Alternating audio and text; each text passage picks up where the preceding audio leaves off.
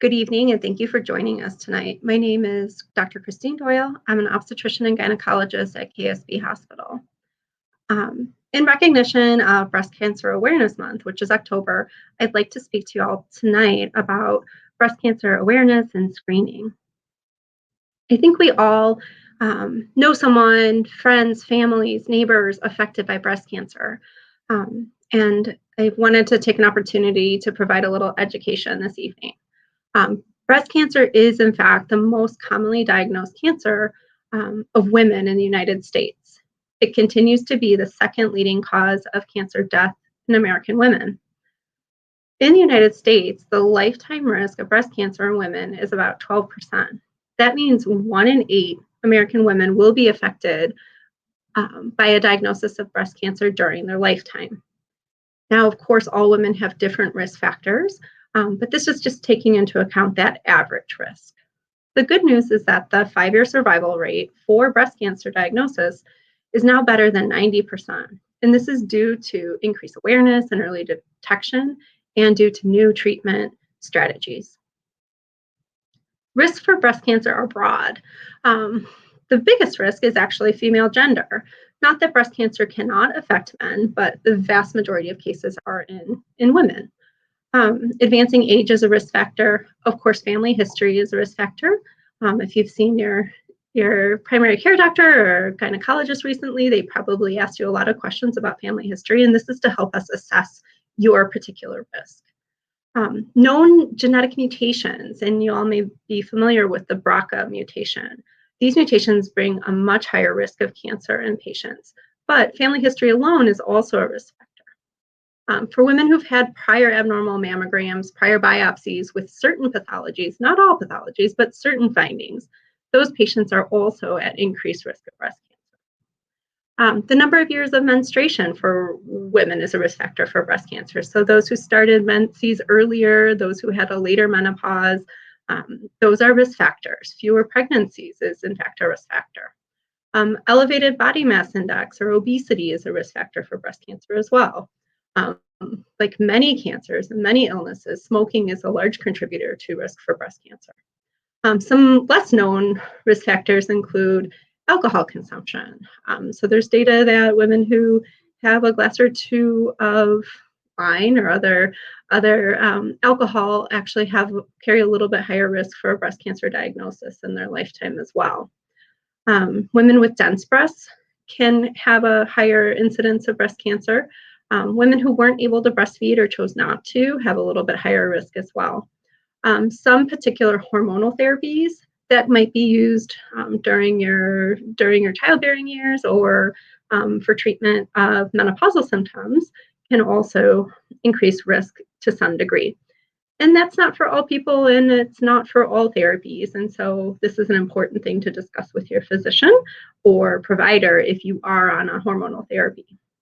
A final risk is a history of a radiating treatment as a young woman. So between the ages of 10 and 30 or so, women that received some kind of radiation to their chest, perhaps for another malignancy, are also at a higher risk of a future breast cancer, unfortunately.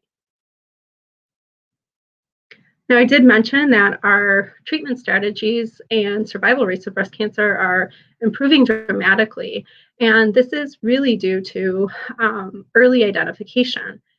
And so a lot of women are really nervous about mammogram and going and having that test done.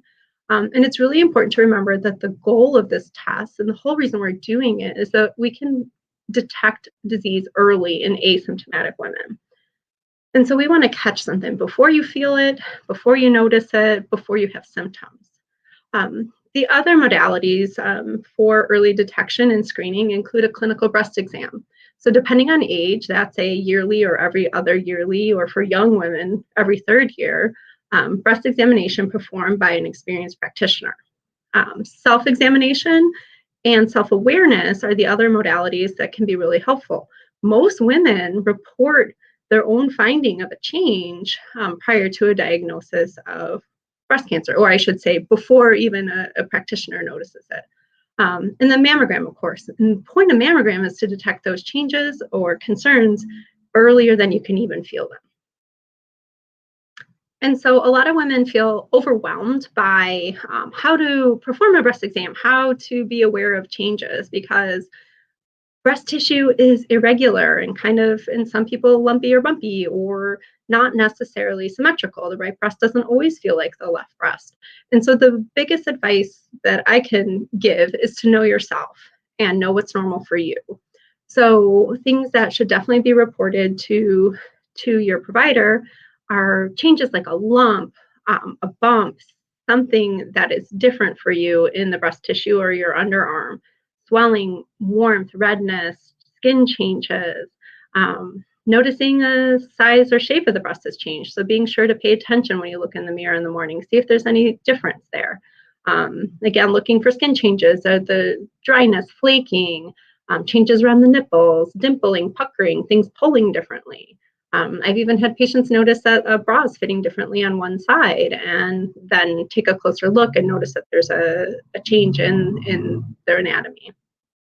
So these are the things to really pay attention to, including pain in one particular spot or any kind of nipple discharge. And oftentimes these findings aren't consistent with cancer or a tumor, but they are reasons to speak with your provider, have an examination, and then they'll help you decide what the appropriate next step is. Now, there's been a lot of talk about the different recommendations for mammogram. Who gets a mammogram? When do they get it? This is just an example from the CDC, a list of what different experts recommend in terms of screening guidelines.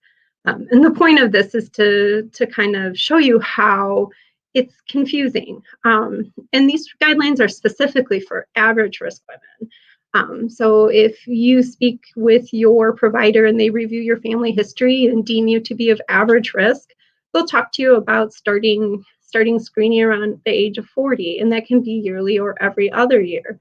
Some experts recommend that you can wait until 45 to start your screening.